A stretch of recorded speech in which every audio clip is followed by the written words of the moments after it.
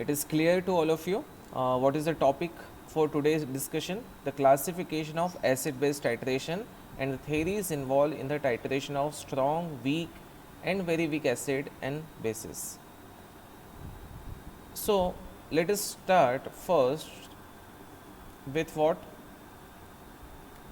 Titration of a strong acid. Okay, you can see the screen. Yes, sir. Yes, sir. Okay, Yes, sir. titration of Yes. a strong acid, Yes, sir. and the example of the titration of a strong acid is what? Hydrochloric acid. So hydrochloric acid represent a strong acid. Okay, and we can, assay, or we can carry out the titration of this strong acid with using sodium hydroxide as a titrant. Okay, so nothing but this is a simple acid base titration. The titration of a strong acid with a sodium hydroxide solution gives a salt which are not hydrolyzed in aqueous solution. The solutions are therefore neutral at the equivalence point. The pH changes extremely rapidly in the region of the equivalence point, and an indicator which changes the color anywhere within the range between the pH 4 and 10 are suitable. Methyl range is often used for such a titration. So, what is the reaction will be possible between HCl and NaOH?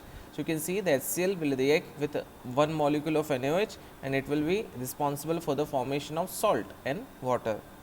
This is a titration of a strong acid, hydrochloric acid versus a strong base. So, what is suggested that the pH changes जो होते हैं during the equivalence point are very rapid. जो range रहता है change of pH, it is in the range pH 4 to 10. ठीक है, what is happening, what I am saying, before the equivalence point the pH of a solution, you will find that the pH of a solution is 4, and after the equivalence point you will find the pH of a solution is 10. Okay, so जब for example आप titration, let us give the let us imagine this titration.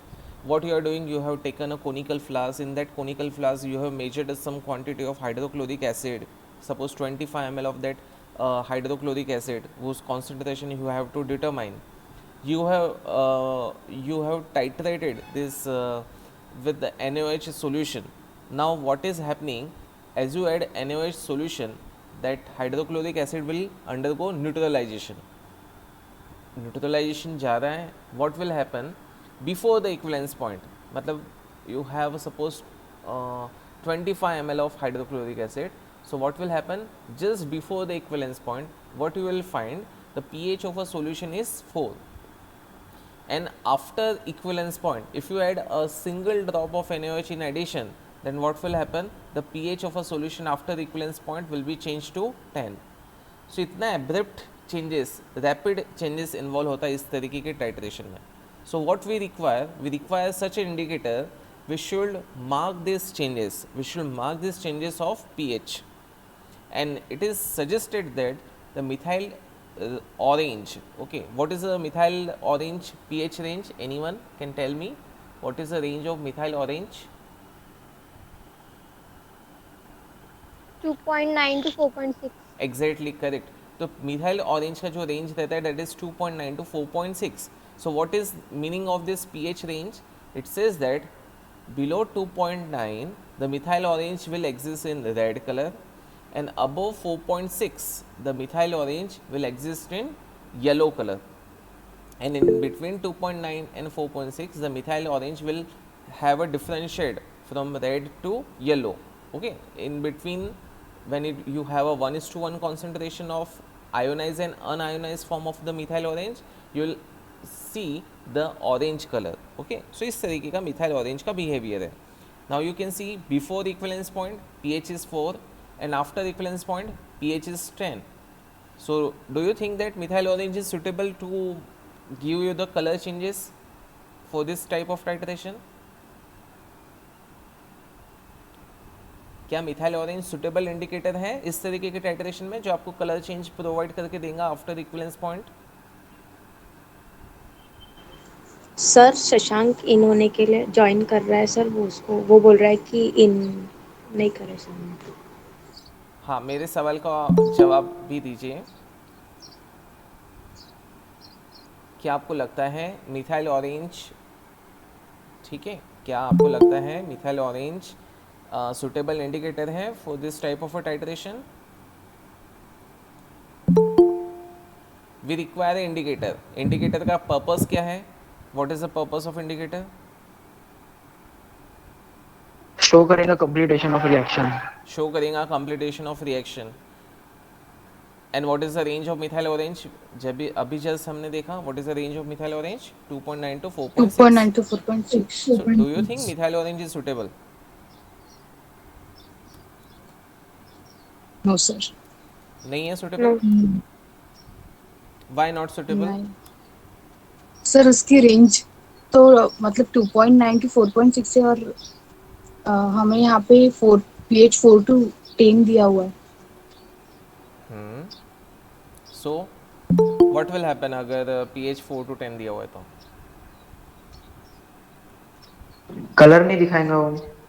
Sir वो सिर्फ basic, मतलब Yellow basic था। Nature ही दिखाएगा। एक second, ये range का मतलब समझ गए सबको ना? हाँ Now what हाँ is sir. what is the meaning of this range? Yes, sir. बताइए मुझे। 2.9 से इस साइड कौन सा कलर देगा वो? सर वो acidic property Red show color. करेगा।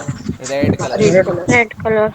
रेड। हाँ 4.9 से इधर कलरलेस। Yellow colour. येलो हाँ कलर। कौन येलो बोला येलो कलरलेस? कौन येलो बोला था। कलरलेस? है ना? अगर आपने कलरलेस बोला means you have a colour blindness, okay, because मैंने यहाँ पे 4.6 येलो भी शो किया है। So it is very common कि दो कलर दे रहा है, एक रेड कलर दे रहा है और एक येलो कलर दे रहा है। And if you see it is a colourless, तो मेरे ख्याल से आपको कलर ब्लाइंडनेस है थोड़ा सा। देखो अपने आप चेक करो।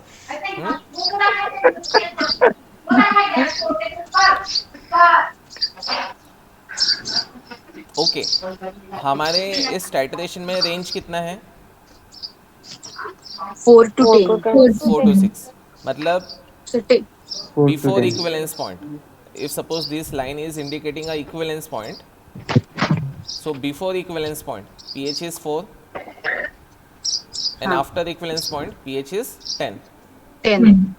If suppose I use this indicator methyl orange, okay, so before equivalence point what will be the color of methyl orange? Yellow. Red colour.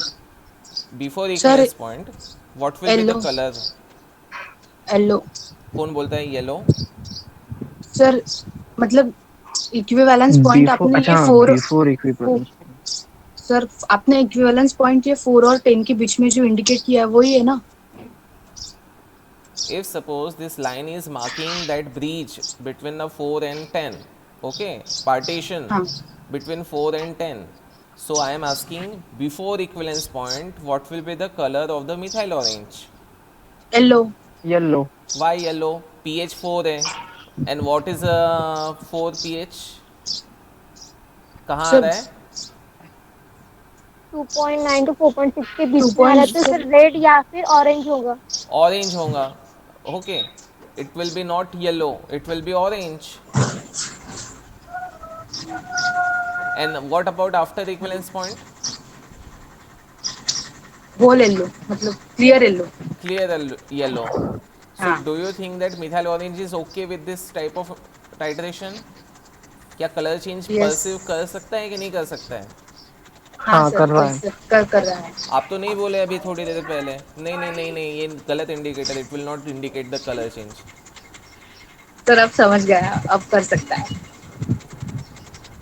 So is this okay कि methyl orange is okay? Can हाँ methyl sir. Orange, मेरे बोलने पे मत सोचो, you can see that what will happening in that titration, that before titration, before the equivalence point, the pH of the solution is 4. So what do you think, what will be the color of that solution if we use methyl orange? So the color of the solution will be orange, है ना? हाँ हाँ sir. Sir. And if I use after the equivalence point, after the equivalence point pH changes to 10, so what do you think, what will be the color of that methyl orange? Yellow. Yellow. So methyl orange color change करके देता है मुझे before हाँ equivalence point sir. and after equivalence point? हाँ sir.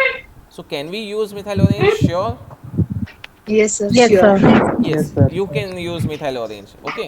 So for this type of a titration, that is what I have mentioned here, that methyl orange is often used for such a type of titration. So have you got the point? How you Yes, can sir. go for the हाँ, sir. Yes, titration sir. of strong acid? Yes, sir. And you can see the reaction. What is the reaction happening between HCl and NaOH? So one molecule of HCl react with one molecule of NaOH, it gives salt and water.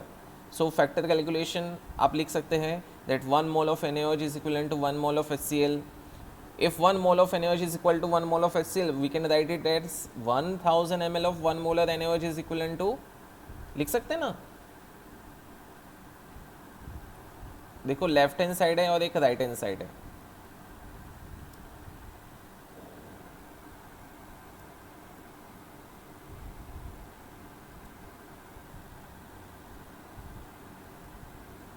दिख रहा है सबको left hand side और right hand side का difference?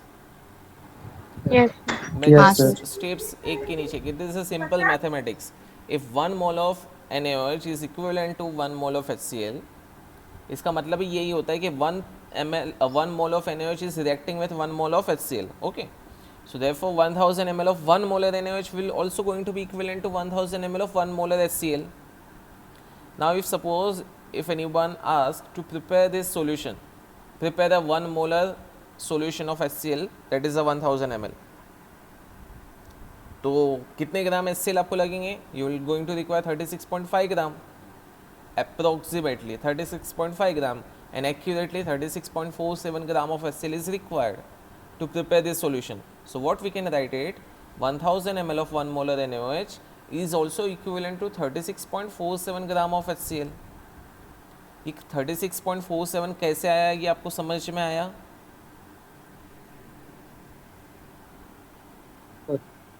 कैसे आया, कोई बताएगा?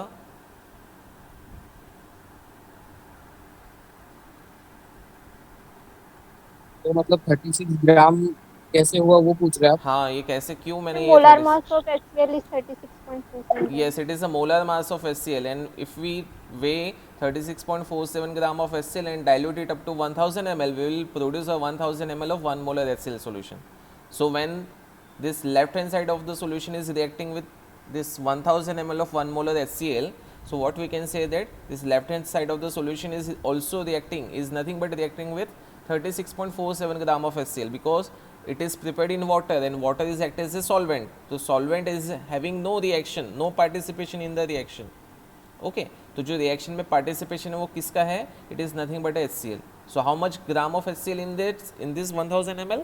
तो 36.47 ग्राम. 0.47 gram. ठीक है, सो इसको हम थोड़ा सा सिंप्लीफाइड फॉर्म में लिख सकते हैं, that is 1 ml of 1 normal. Okay, even you can right 1 molar, क्योंकि 1 normal and 1 molar NaOH is same. Okay, so therefore 1 ml of 1 molar NaOH or 1 ml of 1 normal NaOH is equivalent to, or it is reacting with 0.03647 gram of HCl. तो ये जो last line है ना, this last line represent the factor. इसको क्या बोला जाता है? Factor. Factor. You have to remember the factors, or you should know how to calculate the factor. जितनी बुक देखेंगे, जितने ऐसे प्रोसीजर देखेंगे इंडियन फार्माकोपिया में, तो आफ्टर ऐसे procedure you will find this equation, and this equation is use for the calculation. Okay, so in case of the titration of hydrochloric acid, what is the factor? That 1 ml of 1 molar NaOH is equivalent to 0.03647 gram of HCl, and this factor you will going to use in a calculation. Now let us see what is the exact procedure for this type of a titration. So क्या कहा है इन्होंने? Weigh accurately 4 gram of the sample using a stoppered weighing bottle to prevent the loss of hydrochloric acid vapor. Transfer the acid into a stoppered flask by washing out with about 40 ml of water, and titrate with 1 molar or 1 normal NaOH using methyl orange as an indicator, taking the first definite orange color as the end point. Okay, तो यहाँ पे उन्होंने although क्या बोला है कि you will find orange colour, you can change it, you can have near about yellow colour, not orange colour as the end point. Clear है, समझ में आया? Yes sir. So that is what about the titration of a strong acid. So अगर ऐसा question आता है, classification of acid based titration, है ना हमारा सिलेबस कहाँ गया? Yes, classification of acid base titration and theories involved in the titration of strong acid. So is it clear what are the theories involved in the titration of strong acid? You have to explain that principle कि how the strong acid is actually titrated. So आपको इस तरीके से first paragraph में principle, that is nothing but a theory, okay, this reaction, factor calculation, and then write down the procedure. So this is what about the titration of a strong acid. Similarly, you have to follow what? You have to follow for titration of a weak acid. In that titration of weak acid, we have an example of acetic acid. Then titration of a strong bases. In that we have example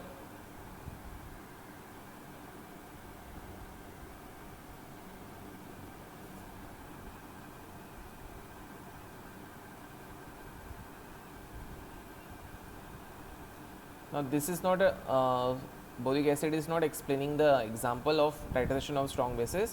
यहाँ पे आप लिख सकते हैं Na2CO3 and sodium bicarbonate. Okay, Na2CO3 and sodium bicarbonate.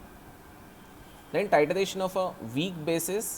In case of a titration of a weak bases, you will find that acid base titration, this conventional acid base titration is not suitable for the titration of weak bases.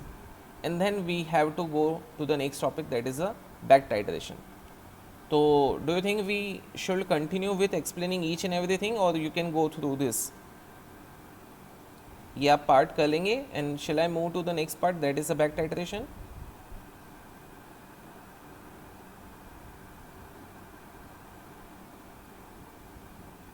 कि मैं continue करूँ फिर titration of weak acids?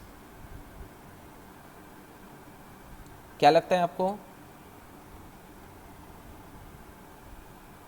Sir continue कर दे, मतलब clear हो जाएगा और ज़्यादा. ठीक है. So let us see in the next second, titration of a weak acids. अभी हमने किसका देखा? Titration of a strong acid. Strong acid. और इसमें एग्जांपल है acetic acid, because acetic acid is a weak acid.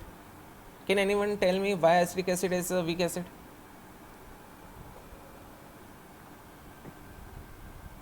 Why acetic acid is a weak acid? एक general question मेरे दिमाग में ऐसे घूमता है, HCl क्यों स्ट्रॉन्ग एसिड है, एसिटिक एसिड क्यों वीक एसिड है? HCl के पास भी तो एक ही H है, एसिटिक एसिड के पास तो 4 H है. आपके दिमाग में आता है ऐसा क्वेश्चन? कितने लोगों के दिमाग में ऐसा क्वेश्चन आता है कि HCl स्ट्रॉन्ग एसिड क्यों है जबकि HCl के पास तो एक ही H है, and acetic acid weak acid क्यों है जबकि एसिटिक एसिड के पास तो 4 H है? सर वो चारों भी एच उसमें के एसिडिक नेचर नहीं शो करते, सिर्फ एक ही एच जो है वो एसिडिक नेचर शो करता है. कौन सा वाला?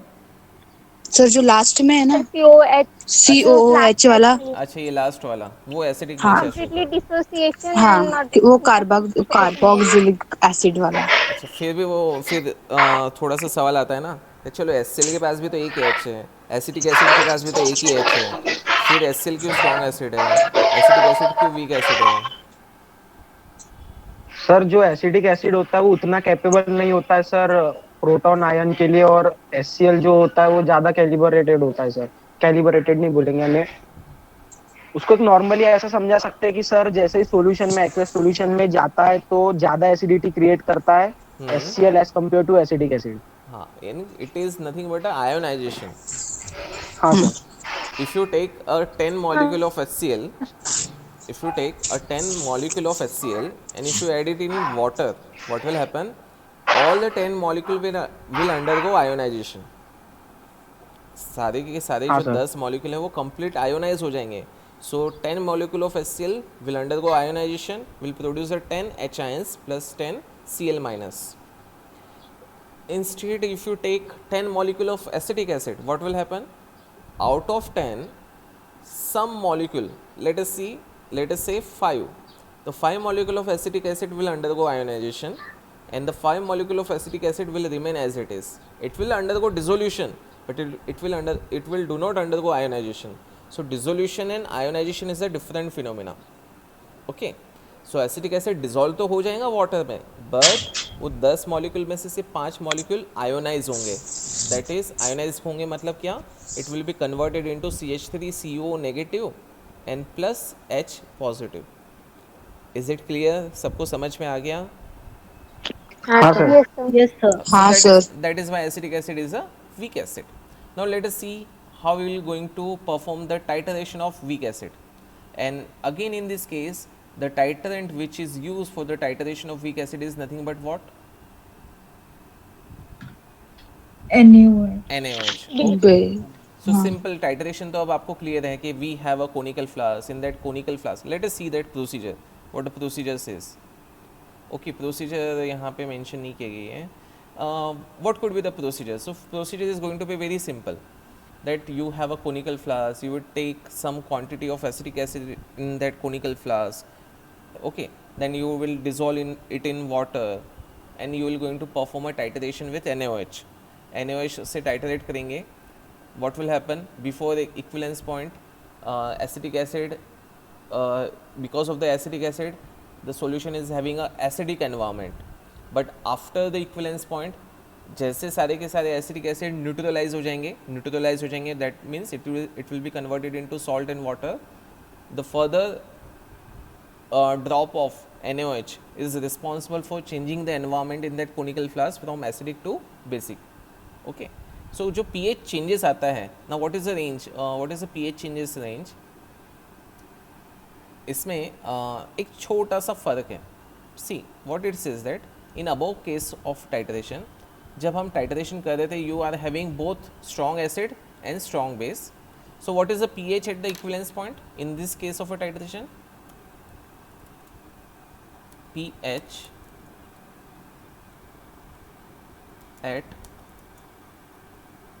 इक्विवेलेंस पॉइंट कितना है इसमें? It is a 7.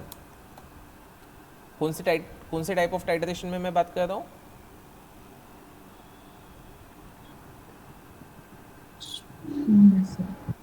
किस टाइटरेशन की मैं बात कर रहा हूँ अभी? सर स्ट्रॉन्ग एसिड वाले. स्ट्रॉन्ग एसिड वाले. यानी अगर आप strong acid versus strong base का टाइटरेशन करते हैं, सो what is the pH at the equivalence point? It is a 7. Okay, before equivalence point it is 4. After equivalence point it is 10. Range is clear? हाँ sir.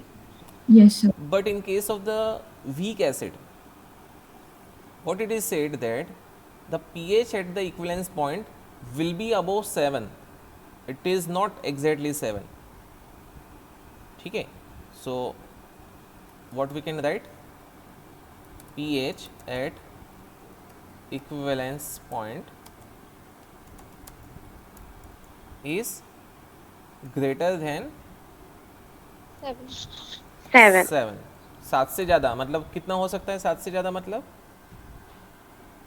Sir up to 14, मतलब up to we can 13 और 14. 14. हमें ऐसा consider कर सकते हैं. Suppose 7.5 या 8 इस रेंज में होगा. ठीक है, 7.8 ले लेते हैं. कितना रहेगा? 8. क्लियर हो गया? ये कंसेप्ट क्लियर हो गया सबसे पहले. So what it is said that in case of the titration of a weak acid, the pH at the equivalence point is not 7 but it is more than 7. ठीक है, clear है? So you require such a indicator which should mark this changes at the equivalence point. तो अगर इस case में मैंने methyl orange लिया रहता, now above indicator methyl orange, so what is the range of methyl orange?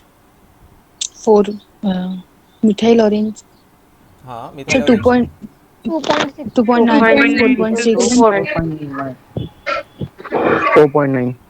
ठीक है, इसको मैंने कितना बोला? सपोज एट इक्विवेलेंस पॉइंट 8 है. सो मिथाइल ऑरेंज की हम बात करते हैं जिसका pH रेंज कितना है? 2.9 to 4.6. 2.9. मैं इधर लिखता हूँ 2.9. Okay, N2 4.6।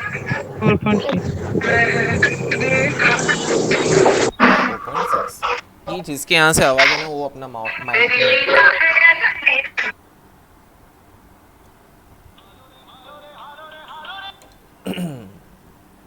So the methyl orange is having a range of 2.97 or 4.6. Okay, so this is a range of methyl orange. Can anybody explain me? So what will be the behavior of methyl orange for this type of a titration? Before equivalence point, what will be the color of methyl orange? Sir yellow. Yellow. Clear है ना सबको? हाँ. Yellow. After equivalence point, sir yellow. Yellow. क्यों? क्योंकि equivalence point कितने पे आ रहा है? 8 पे. 8. और before equivalence point the methyl orange is having a yellow colour. Why? Because 4.6 pH के इस साइड अगर जो भी आ गया सो it will have a yellow वो कलर. हाँ. And after equivalence point it will have a yellow color. So do you think that methyl orange is suitable indicator for this type of a titration? No sir. नहीं. So what it is mentioned, यहाँ पे कौन सा indicator इन्होंने use किया है? फिनोप्थेलिन. Let us take the phenolphthalein. What is the range of phenolphthalein? 8.3 sir to 10. 8.5 to 8.3 to 10.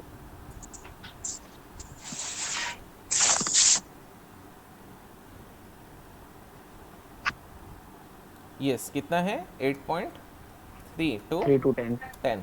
9. Okay.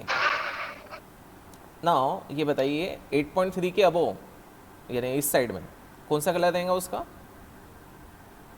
Colourless. Colourless. So no colour. Okay, मैं इसको क्रॉस करता हूँ.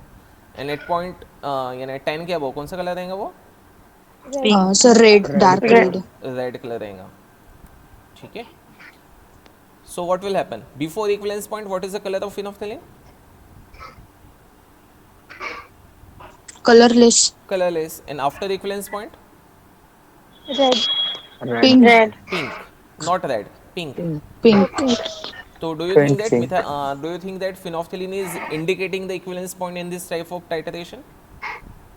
Yes sir. So what you will prefer? Do you prefer the methyl orange or phenolphthalein? फिनोप्थेलिन. So got this point. So why phenolphthalein is preferable in this case of a titration? Because the pH हाँ of the sir. equivalence point is above 7. That is हमने consider कर दिया 8. Okay, आसपास. So in such a case of a titration, with phenolphthalein is a better choice as compared to other indicator. So that's it. You have understood what is the theory behind using the phenolphthalein in this case of a titration. Now you can write down the reaction of acetic acid with NaOH. So 1 mole of acetic acid react with 1 mole of NaOH. It will form salt and water. Now how will you write the factor calculation?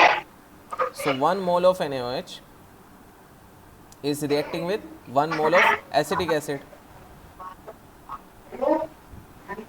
ये किसका आवाज है? राधिका का आवाज है क्या? No sir, मेरा mic mute था. किसके घर में बहुत आवाज होती है? So 1 mole of NaOH is equivalent to 1 mole of acetic acid. Therefore, we can write 1000 ml of 1 molar NaOH is reacting with 1000 ml of 1 molar acetic acid. So nothing but it means that 1000 ml of 1 molar NaOH is equal to 60.05 gram of acetic acid. Now,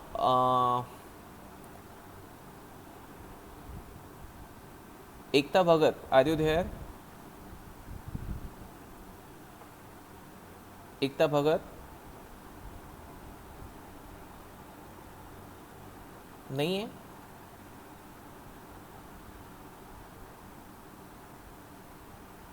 Harshal? Harshal?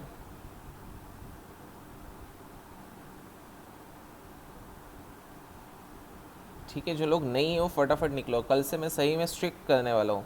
I will keep only some email ID to join. Baidini Mishra, Mansi Shivankar. Yes, sir. Mansi, Manish, yes sir. Yes Manish बताइए मुझे ये कैसे आता है, ये 60 कैसे आया, 60.05 gram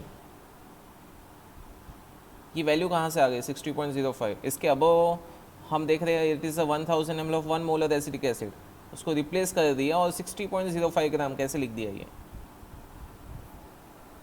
sir वो मोलर मास मेजर किया है किसका?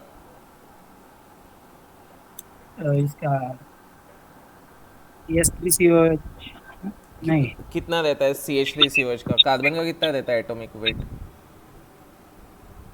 Carbon 12 hydrogen, 1 oxygen? Oxygen 16 okay तो कैलकुलेट करो तो 60 आ जाएगा। और CH3COH कैलकुलेट करेंगे तो 60 हो जाएगा।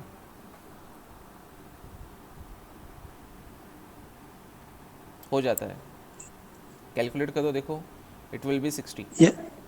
एक कार्बन है 12, ठीक है, दो कार्बन है 24 एंड दो ऑक्सीजन है 32, तो 24 और 32 कितने हो गए? 60.052। हाँ आ जाता है, so it will be 60.5 gram of acetic acid. ठीक है, so lastly what we can write, we can write in a standard format that is 1 ml of 1 molar या 1 नॉर्मल, यहाँ पे स्लैश कर सकते हैं, 1 molar NaOH or 1 normal NaOH is equal to 0.06005 gram of acetic acid. ठीक है, so this is how you can represent the factor for this type of titration. इसकी procedure यहाँ पे मेंशन नहीं है, you can search the procedure and you can write below this, okay. इसके नीचे आप लिख सकते हैं what is going to be a procedure, exact procedure according to a book. Then coming to titration of a strong basis, in case of a titration of a strong basis, you can take example of what? Sodium carbonate. Sodium carbonate. Sodium bicarbonate. या sodium bicarbonate भी ले सकते हैं, ठीक है। तो इनके example ले सकते हैं for the titration of a strong basis. Again, if you titrate the strong basis with a strong acid, what will happen? The pH at the equivalence point will be 7. If you titrate the strong acid, strong basis with a strong acid, क्योंकि हमारे पास अभी conical flask में strong base है, तो हम burette में क्या लेंगे, उसका ऑपोजिट. उसका ऑपोजिट क्या होगा स्ट्रॉन्ग बेस का? Strong acid. And in case of a strong acid we can use hydrochloric acid, sulphuric acid, okay. तो दिस आर द प्रेफरेबल. तो what will be the pH at the equivalence point? Again 7. जैसे हमने strong acid के titration में देखा, so pH at the equivalence point will be 7. So what is the best indicator in that case? Again methyl orange. Methyl orange. So you can use the methyl orange in the same way. तो इसकी reaction आप लिख सकते हैं, how Na2CO3 will react with HCl. So it will react with HCl, it will form what? NaCl plus H2O plus CO2 carbon dioxide. वैसे ही अगर आप Na2CO3 H2SO4 के साथ में रिएक्ट करेंगे, so will form Na2SO4 plus H2O plus CO2. Okay, you can right that reaction. Now coming to titration of a weak basis. Now what it is observed that titration of a weak basis or the titration of a weak acids is difficult with acid base titration. ठीक है, क्यों difficult होता है? So that will seen neutralisation curve. when you observe the neutralization curve, you will find that there is a very narrow range of a pH changes that is available for such a kind of titration, and for that we don't have a suitable indicator. ठीक है, so therefore it is advisable if you have a weak basis, if you have a weak acid, so rather using this aqueous acid based titration, you should go for non aqueous titration. ठीक है, हमारा इसके बाद का जो next topic है वो भी यही है, नॉन एक्वेस टाइट्रेशन. तो वहाँ पे भी हम इसको फिर से समझेंगे कि what is happening with a weak acid, what is happening with a weak basis. ठीक है, so again will not discuss so far in detail. Why? Still ये पैराग्राफ जो है ये देख लीजिए. The titration of a weak basis with a standard mineral acid gives a salt which will be hydrolyzed in aqueous solution to a greater or lesser extent depending upon the dissociation constant of the base.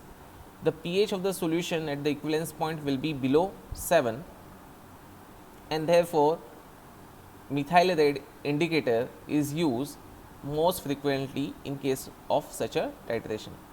तो this is given in accordance with that. अगर फिर भी आपको aqueous acid based titration करना ही है, so what you can use the methyl orange indicator. Why? Because the pH at the equivalence point that will going to be below 7. जैसे हमने इसके पहले वाले टाइट्रेशन में देखा था कि pH at the equivalence point going to be above 7 in case of the acidic acid. ठीक है. So in case of the weak basis the pH at the equivalence point will be below 7, so it is advisable to use methyl red as a indicator. फिर से वैसे ही आपको हर indicator का pH range check करना है and you will find that methyl red is better. What is the range of methyl red? 4.2 to 6.3 I think. कि 6.4, 4.2 से 6.4 रहती है इसकी रेंज. ठीक है, क्लियर है सबको? हाँ sir. Yes sir. Okay. Yes, sir. अभी हम फिर नेक्स्ट लेक्चर में फिर स्टडी करेंगे. हमारा जो नेक्स्ट टॉपिक है बैक टाइट्रेशन. नेक्स्ट टॉपिक क्या है हमारा? Back titration. Back titrate. सो ये अभी हम नेक्स्ट इसमें पढ़ेंगे. ठीक है. Any questions for today lecture? Any doubts? Sir अगर ये क्वेश्चन पेपर में है तो कितने मार्क्स के लिए आता है? 5 मार्क्स. तो ये पूरा मतलब लिखना पड़ता है ना step to step yes wise? Yes, step to step wise. Now इसका आप चार्ट भी बना सकते हैं डिपेंडिंग अपॉन द मार्क्स. अगर सपोज मार्क्स 10 मार्क का हो जाता है, okay, so you have to explain in detail each and everything. यहाँ पे आप स्टार्टिंग में एक चार्ट भी दे सकते हैं, है ना, before starting your answer. Yes sir. And then you can proceed for explaining each and every the point in detail. So Okay. depending upon the marks, you have to prepare your answer. ठीक है? हाँ, Right sir. now you have a MCQ based examination. So MCQ based examination is different. वहाँ पे एक MCQ आ सकता है. In case of the titration of weak acid, acidic acid, what will be the pH at the equivalence point? Below 7, above 7, है ना? ऐसे करके एक क्वेश्चन एमसीक्यू बन सकता है. So what will be the answer? above 7. Above Above 7. That is the 7. Correct answer. तो ऐसे एमसीक्यू पूछ सकते हैं. ठीक है. हाँ सर.